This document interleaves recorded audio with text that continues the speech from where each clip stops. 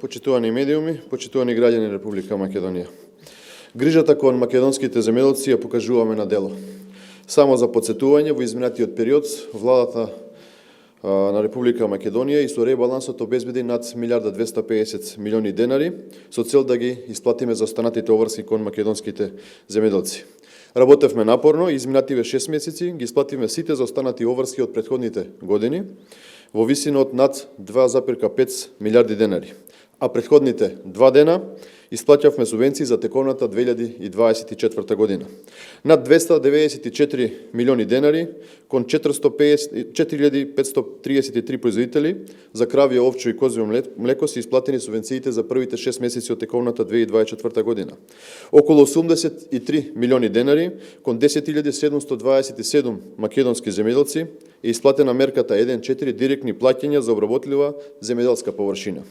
Над 392 милиони денари кон 23.626 земјоделци за мерката 1.1 директни плаќања за обработлива земјоделска површина за сите полјоделски култури. Над 233 милиони денари кон 9.172 македонски земјоделци за мерката 1.2 дополнителни директни плаќања за подмерка 1.1 за употреба на сертифициран семенски материјал. 118 милиони денари кон 8.729 земјоделци за мерката 1.8, односно директни плаќања за обработлива земјоделска површина за одржување на постоечки овошни насади. 146 милиони денари кон 13.412 земјоделци, корисници на мерката 1.11 директни плаќања за обработлива земјоделска површина за одржување на постоечки лозови насади. Околу 417 милиони денари кон 8.680 македонски земјоделци за сточарско производство од програмата за 2024 година и од останати мерки.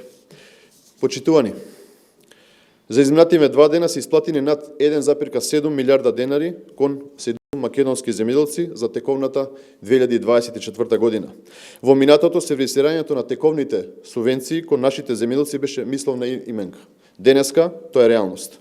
За изминативе 6 месеци од кога е формирана владата предводена од ВМРО ДПМН, исплатени се над 4,3 милиарди денари кон македонските земјоделци.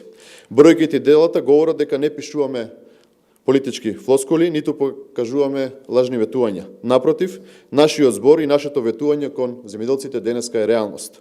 Секој еден граѓанин кој што решил да се занимава со земјоделство, заслужува навремена и тековна исплата на финансиската поддршка.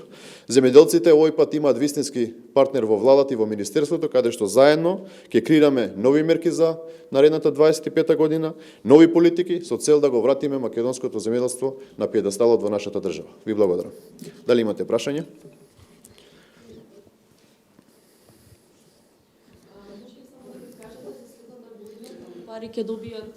Колку пари ќе добијат тутунарите и што сметате за препораката на Светска банка да се укинат субвенциите за тутунот, како и онаа поддршка во делот на руралниот развој, повеќе да се пренасочи кон капитални инвестиции со особен придонес на иновациите, на иновацијските технологии. Дали размислувате во таа насока? Видете, она што го направивме заедно со премиерот изминатиот период, тоа е разговорите кои што ги водиме со сите откупувачи кои што се во регистарот на Министерството, откупувачи на тутун, и со сите земјоделски здруженија, практично покажуваме дека владата има сериозен приоритет во делот на македонското производство, конкретно во тутуно производството.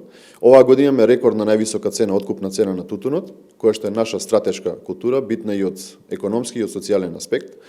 Овие 400 денари се дополнети со 100 денари субвенција која што ќе добијат македонските тутунари, односно зголемување од 80 на 100 денари, или во апсолутна бројка околу 500 денари ќе добија секој еден тутунопроизводител во Република Македонија. Со ова покажуваме дека како влада сме сериозно посветени да одржиме покрај другите земјоделски гранки и оваа гранка која што е многу важна за нашата држава. Многу високи субвенции им се даваат и затоа тие бараат да не им се даваат толку високи субвенции, односно воопшто да нема. Добро, ќе настојувате да ги продолжите тие? Видете, препораките се едно, тоа што ние го креираме како држава е сосема друга работа. Мислам дека оваа гранка е многу важна за нашата држава, бидејќи произведуваме многу квалитетен тутун кој што е баран надвор од нашите граници. Со ова што оваа година покажаваме сериозна посветеност на оваа гранка, праќаме сигнал дека сакаме да го држиме ова производство во Република Македонија.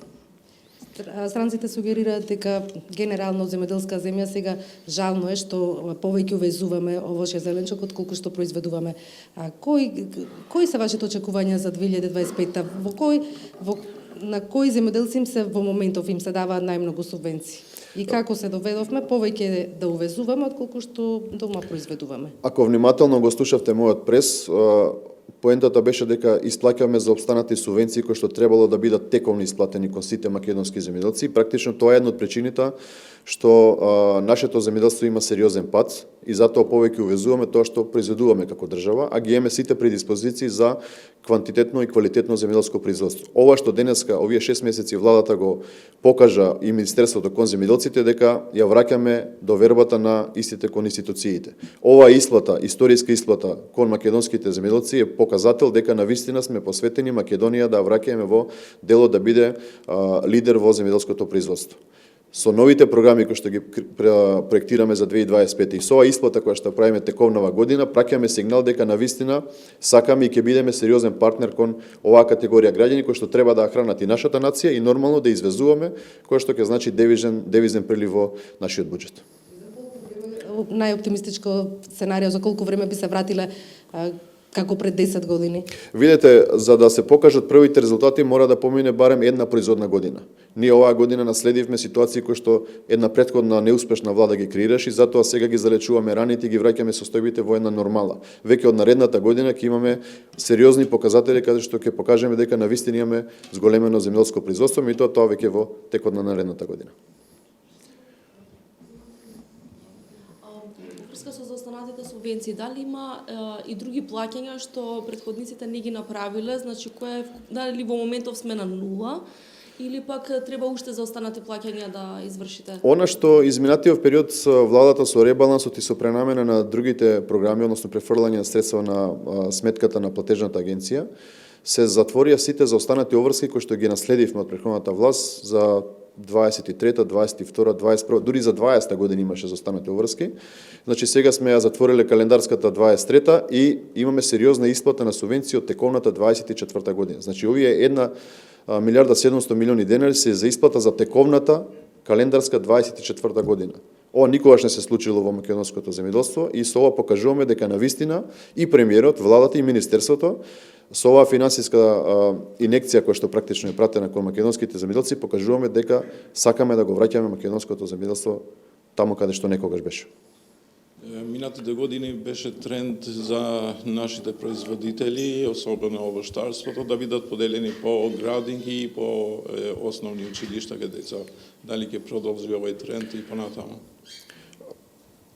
Таа акција или таа мерка која што водеше претходната влада, мислам дека беше можеби добро смислена, но тотално погрешно спроведена.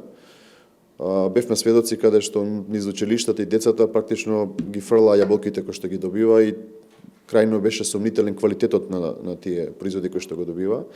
За наредната година размислуваме сериозна модификација на оваа мерка, затоа што поентата на мерката е да добие секој еден ученик, секој едно дете во градинките да добие здрав, квалитетен, пред се органски производ. Така да таа мерка ќе биде сериозно модифицирана за да има ефект таков како што треба, за да не се фрлаат пари без потреба. Знаете дека изминатата година над 40 милиони денари чинеше таа мерка, меѓутоа ефектот беше многу мал, речиси никаков. Друго прашање?